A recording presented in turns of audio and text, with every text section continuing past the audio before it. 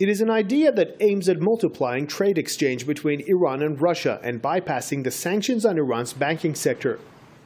Head of Iran-Russia Joint Chamber of Commerce Assadollah Asgaroladi says that Iran and Russia are studying the possibilities of opening a new chapter in trade relations that, according to him, could break the domination of Western currencies over Iran-Russia trade. Since Russian banks fear the implications of working with Iran due to sanctions, we want to establish a joint Iran-Russia bank with the help of our central banks and private sectors. Such a bank would be able to exchange money between the two sides using rials and rubles and put aside dollars, euros and pounds. Unilateral US and EU sanctions on Iran's banking sector and the recent Western sanctions against Russia over Ukraine have prompted trade officials from both sides to boost economic cooperation.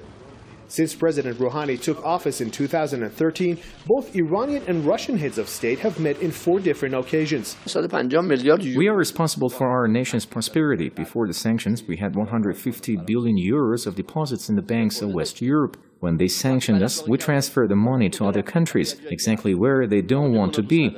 Iran's Minister of Economy says that the Islamic Republic has already traded with some of its partners through the exchange of national currencies and will welcome the act. I'm glad that our country is less dependent on certain currencies, and this process will continue in the future. Elsewhere in the parliament, MPs are cautiously observing the steps taken by the Iran-Russia Joint Chamber of Commerce.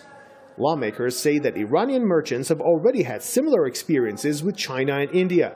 But the fluctuation of currency rates in those countries resulted into losses for the Iranian side. Our trade balance is important. Benefits must be mutual. We must avoid turning into a one-sided source of revenue for the other side in a way that they compensate their fluctuations through us. Other than that, it's a good idea.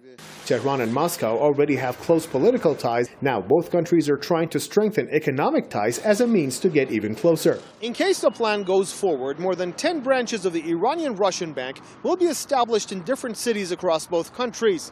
According to experts, from a positive point of view, the move could multiply trade between Iran and Russia, tripling the current amount to above $6 billion a year. Amir Mehdi Kazemi, Press TV, Tehran.